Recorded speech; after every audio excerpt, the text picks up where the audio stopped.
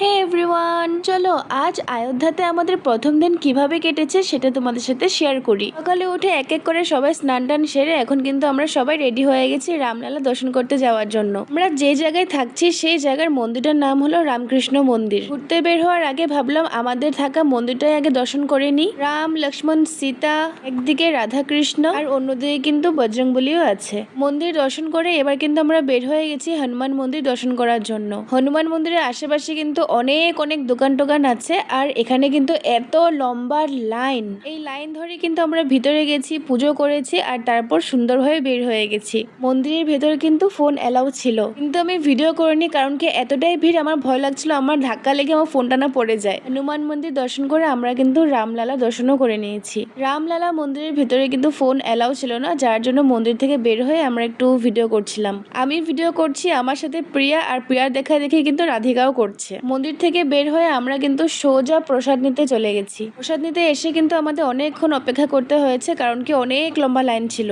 এই জায়গায় থালা গ্লাস দেওয়ার স্টাইলটা একটু অন্যরকম, দেখে কিন্তু খুব ভালো লেগেছে। আর প্রসাদ নিয়ে তো কোনো কথা হবে না কারণ কি অনেক টেস্টি ছিল, অনেক মানে অনেকটাই। প্রসাদ নিয়ে রুমে গিয়ে একটু রেস্ট করে তারপর কিন্তু আমরা কয়েকজন আবার ঘুরতে বের হয়েছি, মানে আমি, দীপদাদা, অঙ্কিত, মনীষা আর প্রিয়া। এখানে কিন্তু গিফট আইটেম অনেক আছে আর সত্যি কথা বলতে জিনিসগুলো থেকে কিন্তু চোখ সরানোই যাচ্ছে না। তবে এখন কিন্তু বের হয়ে আমাদের টুকটাক কিছু শপিং হয়েই গেছে।